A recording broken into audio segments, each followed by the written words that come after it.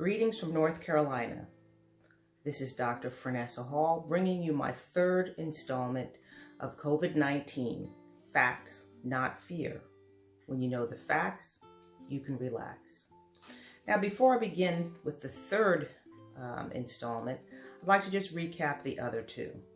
The first was talking about, all of the measures to protect us, that viruses are not out to get anybody. Viruses are doing what viruses do, and that is trying to survive. I talked about, all of the social distancing thing. Talked to you about preventing the virus from getting transferred to your mucous membranes, which is how it gains entry into your body and infects you. Talked about things that that you can do, going outside, going for walks, being in nature, those kinds of things. Second video talked about the things that you can do to help your immune system. That started with getting adequate amounts of sleep, eating a healthy diet, which included minimizing sugar, because sugar is very detrimental to your immune system. We talked about exercise. We talked about certain supplements, vitamin D, vitamin A, vitamin C, and zinc, and also about staying hydrated. Now, for this third video, I'm going to take a little different tack. Most of us are viewing this whole situation, as a time of fear and confinement. We rail against all of the rules and regulations and the stay-at-home orders, and we lament our losses. And some of us have lost tremendously, and this is not to minimize those losses because they are real. But maybe we can look at this another way. You have to admit that our society has really gotten out of balance. We have all of these gadgets and internet and connections here and there, and yet we are more disconnected than ever. We're disconnected from nature.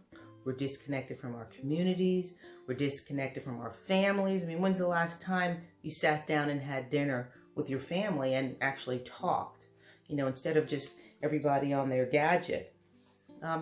But maybe most importantly, we are disconnected from ourselves, from our true self.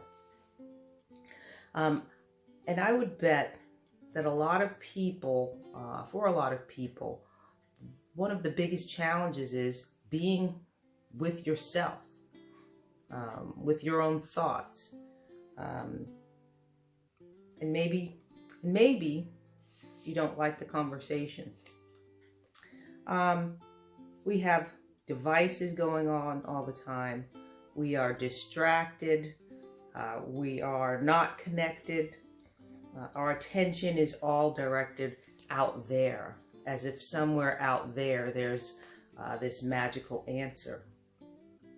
But maybe Mother Nature is using COVID-19 to tell us to stop the madness, stop the texting, tweeting, Tindering, Facebooking, Pinteresting, Instagramming, and I guess we could say YouTubing. But it's a time to stop directing all of our energy out there. We run at full tilt. I hear about families running from activity to activity to activity, activity to activity with their children. And it's great for kids to have activities, but it's great to have time to reflect and to rest. So maybe we should start being.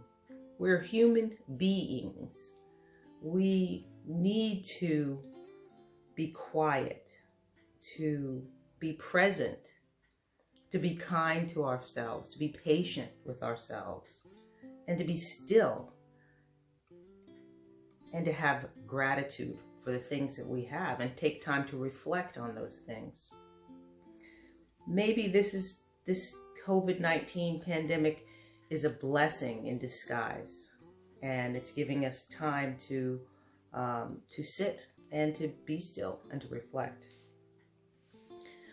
I want you to notice the voice in your head. You know, is it chattering all the time? What's it saying to you? What's it saying about you? And do you believe what it's saying?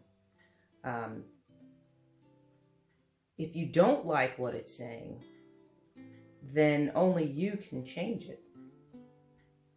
You're the only person that can change that inner dialogue. Really, our lives are a reflection of what we think and what we believe and what we dwell upon. It's a direct reflection of, let me say it again, what we think, what we believe, and what we dwell upon. So maybe this is a time to address that and to recognize what's going on in our head. So consider this. There's a booklet called The 7-Day Mental Diet. It's by Emmett Fox. You can get it on Amazon for $4. It'll take you 20 to 30 minutes to read it. I challenge you to read it, to take it to heart, to commit, and to do the 7-Day Mental Diet. I think you might be surprised at what you discover, whether or not you can get through the full 7 days or not.